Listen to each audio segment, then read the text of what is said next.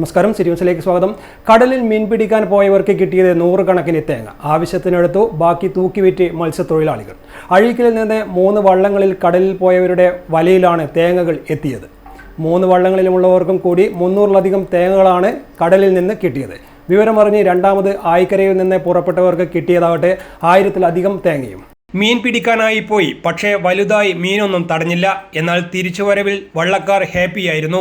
വള്ളം നിറയെ തേങ്ങയുമായിട്ടായിരുന്നു വരവ്. അഴീക്കലിലെ കെ ബൈജുവിൻ്റെ ഉടമസ്ഥതയിലുള്ള ശിവഗംഗ എന്ന വലിയ തോണിയിലും മറ്റ് 2 കാരിയർ വള്ളങ്ങളിലുമാണ് 25ഓളം പേർ ചൊവ്വാഴ്ച രാവിലെ 6:30 കടലിൽ പോയത്. പ്രതികൂല കാലാവസ്ഥയെ തുടർന്ന് ദിവസങ്ങളായി പണിയില്ലാതിരിക്കുകയായിരുന്നു. വലയിൽ മീനൊന്നും കൊടുങ്ങാത്തതിനാൽ നിരാശയിലായ തോണിക്കാർ പെട്ടെന്നാണ് കടലിൽ പൊങ്ങിക്കിടക്കുന്ന തേങ്ങകൾ കണ്ടത്. കാരിയർ വള്ളത്തിലുള്ളവർ കൈകൊണ്ടും മീൻകോരി ഉപയോഗിച്ചും തേങ്ങ വള്ളത്തിലടിപ്പിച്ചു. 3 പേരാണ് ചെറിയ തോണിയിലുണ്ടായിരുന്നത്.